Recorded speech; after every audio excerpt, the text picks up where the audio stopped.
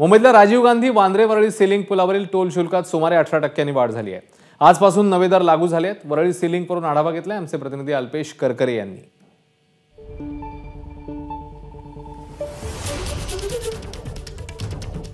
मी सध्या मुंबईतील वरळी सीलिंगवर आहे। वरळी सीलिंगच्या टोल दरामध्ये आजपासून 18% वाढ करण्यात आलेली आहे।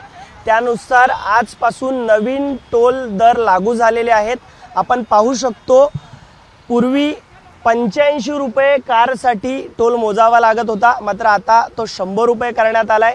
तर टेम्पोचे असेल ते पूर्वी 130 रुपये होता, तो आता 160 रुपये करण्यात आलेला आहे। त्यानुसार वरळी सीलिंगवरून सर्वच प्रकारचे जे वाहन प्रवास करतात त्यांच्यामध्ये 18% वाढ करण्यात आलेली आहे। याच सीलिंगला आता कोस्टल रोड तयार झालेला आहे, तो देखील काही महिन्याने जोडला जाईल। त्यामुळे या सीलिंगवरून मोठ्या प्रमाणात वाहतूक देखील वाढणार आहे आणि त्यामध्येच आता MSRDC ने 18% टोलवाढ केलेली आहे। ही टोलवाढ आजपासून लागू झालेली आहे, तर 31 मार्च 2027 पर्यंत ही लागू होणार आहे।